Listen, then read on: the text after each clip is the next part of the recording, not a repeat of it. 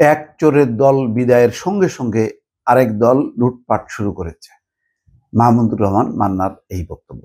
দর্শক, খুবই সিগনিফিকেন্ট কথা যে এক চোরের দল বিদায়ের সঙ্গে সঙ্গে আরেক দল লুটপাট শুরু করেছে।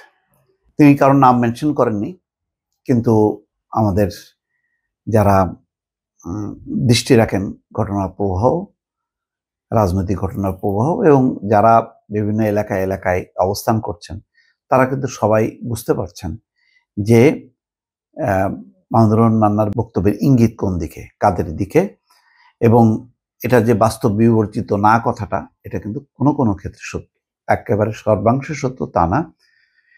এবং এটা যে দল পৃষ্ঠপোষকতা করছে সেটাও না, কিন্তু দলকে উপেক্ষা করে সেই ঘটনাগুলো ঘটছে, সেটাকে নিয়ন্ত্রণ করা যাচ্ছে না, প্রতিরোধ করা যাচ্ছে না। এটাই হচ্ছে দুর্ভাগ্যজনক। তিনি বলছেন যে যারা অন্তর্বর্তী সরকার বা উপদেষ্টারা, তারা ভালো লোক কিন্তু কাজের লোক না।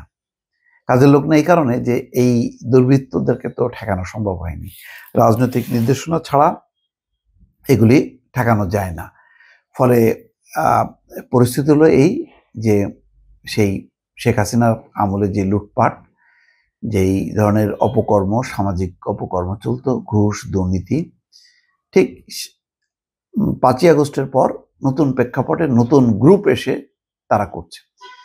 তাদের অনেকে স্থানীয়ভাবে বিএনপির নামে, শ্রমিক দলের নামে, যুব দলের নামে, ছাত্র দলের নামে করছে। কোনো কোনো ক্ষেত্রে জামাতের নামও আসছে, যদিও জামাতের দিকে আঙুল তোলাটা একটু কষ্টকরই হবে, সেই সংখ্যাটা বা পরিমাণটা হয়তো খুবই কম।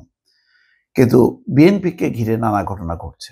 কিন্তু আবার এটাও মানতেই হবে যে যে কোনো ঘটনা দলের শীর্ষ পর্যায়ে যখন নজরে আসে, সাথে সাথে কিন্তু সেখান থেকে অ্যাকশন নেওয়া হচ্ছে, এটাও সত্য।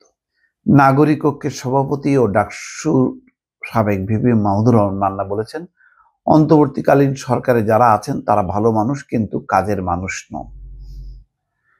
গত 4 মাস 4 দিনে দেশে উল্লেখযোগ্য তেমন কোনো পরিবর্তন হয়নি। উল্টো এক চোরের দল বিদায়ের সঙ্গে সঙ্গে আরেক দল লুটপাট ও দখলদারি রাজনীতি শুরু করেছে। বৃহস্পতিবার বিকেলে বগুড়া জেলা পরিষদ মিলনায়তনে নাগরিক ঐক্যের কর্মী সভায় তিনি এই কথা বলছেন। দলের অন্যান্য নেতারাও ছিলেন সেখানে। তিনি বলছেন, ঊর্ধ্বমুখী বাজারে সাধারণ মানুষ যখন হিমশিম খাচ্ছে, তখন গত 4 মাসে কেন এখনো ব্যবসায়ীদের সিন্ডিকেট ভাঙা গেল না? 5ই আগস্টের পরও এখনো পুলিশ বাহিনী ও প্রশাসন ঠিক হয়নি। জুলাই আন্দোলনে যারা দেখে দেখে ছাত্র জনতার উপর গুলি করলো, সেই পুলিশ সদস্যরা এখনো বহাল তবিয়তে আছে। তিনি বলেন, ভালো একটা নির্বাচনের জন্য সবার আগে প্রয়োজন একটি পুলিশ বাহিনী, আমলাতন্ত্র এবং নিরপেক্ষ নির্বাচন কমিশন। আমরা বলছি না যে এখনই নির্বাচন দিতে হবে, তবে সংস্কার হোক গণমানুষের কল্যাণের জন্য।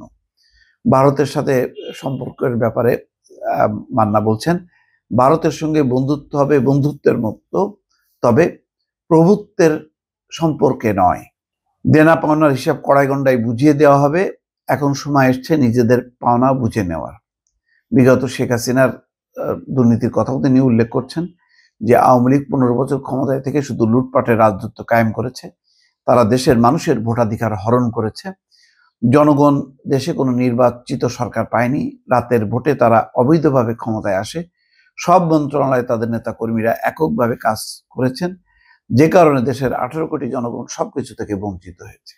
যাক, সেগুলি তো হয়েছে, কিন্তু সামনের দিনগুলি সম্পর্কে তেমন কোনো ভালো ভরসা তিনি দেননি, বরং বাস্তবতাটাই তুলে ধরেছেন। একদিকে হচ্ছে একটা রাজনৈতিক শক্তির বদলে আরেকটা রাজনৈতিক শক্তি, তার ছত্রছায়ায় লুটপাট হচ্ছে। উপদেষ্টা পরিষদে যারা, তারা ভালো মানুষ, কিন্তু ভালো কাজ তারা দেখাতে পারছেন না। এই হতাশাও তিনি ব্যক্ত করলেন। দর্শক, ভালো থাকবেন। আল্লাহ হাফেজ।